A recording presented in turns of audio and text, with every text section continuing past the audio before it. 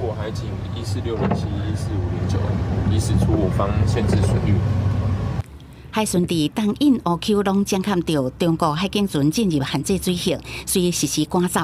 这是中国海警船5月第7届故意航入咱国离岛水域，挑战的意思正重。总统赖清德5日控早拄就职，中国无顾美方的要求，也是升悬台海紧张局势。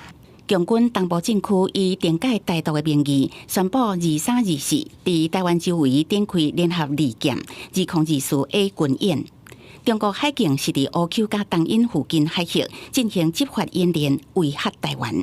对于这种不理性的挑衅、破坏区域和平稳定的行动，国防部表达遗憾。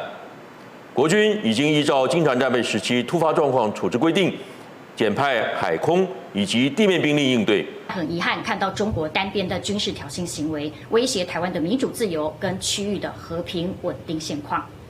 总统府一贯的立场是维持区域和平稳定，这是两岸共同的目标跟责任。国防部讲，已经加强区域联防甲营区安全防护来应对。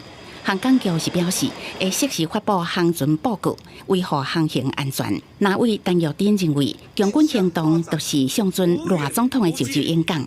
立委陈佩荣是讲，中国毋但用军演施加压力，就连台湾国会的冲突嘛拢伫因的计划内。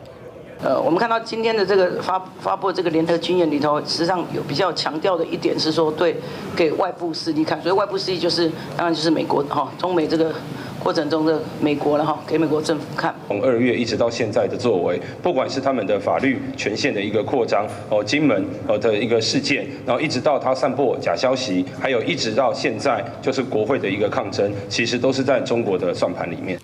专家分析。甲较早的环台军演无同，共军即届是采取围困台湾的军演，要孤立台湾本岛甲外岛中间的援助，而且5日控到即马才3天，因都准备完成宣布实施军演施加压力，显示共军想要凸显执政力，而且无排除后续原来甲类似的军演常态化。外岛没有办法应援他。那台湾也没有办法由外岛来应援台湾，把花莲牵制住之后，他没有办法对所有的台湾其他地区做支援作战。由围台军演转为困台军演，就是情势比以前要来得更高涨。专家示警，共军真有可能会为基南绕台转变做伫台海附近的真接军演，让台湾放下戒心。